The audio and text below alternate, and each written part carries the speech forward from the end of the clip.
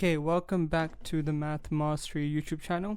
Today we're going to be looking at similarity and more specifically how to determine if two shapes are similar. Right, so the definition of similarity, or I guess what it means for two shapes to be similar, is that their shapes are the same, so they belong to, I guess, the same category, right? So we have two rectangles, two triangles, two circles, and there is a consistent scale factor that we can, I guess, times one of the shapes by to get the other shape, right? So what I mean by this is, if we look at this example here, both of these shapes are rectangles, right?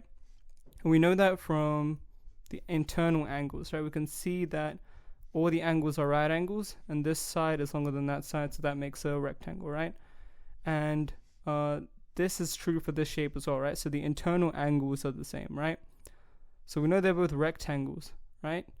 So they're similar, right? Because they're the same shape, but one shape is just bigger than the other, right? This shape is bigger than that shape, right? So this is an obvious example because we can clearly see they're more rectangles. But for more, I guess, harder cases, we would need to confirm.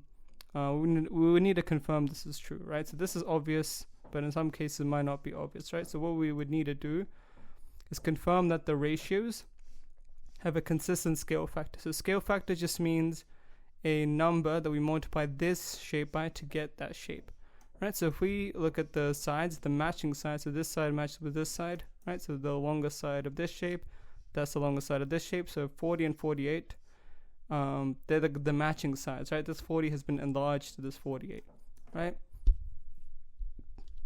So checking that, we get 40 over 48, so that's 5 on 6.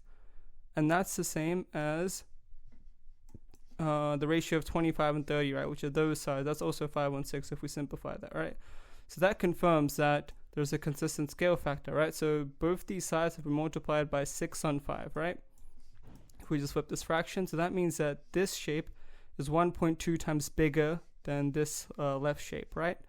And yeah, that's how we determine if two shapes are similar, right? So the first thing is to determine the internal angles are the same. So we confirm they have the same basic shape, right? And then we make sure that there's a consistent scale factor, right? So we can determine that one shape is x times bigger than the other, right? So the way we do that is we compare the ratios as we've done here.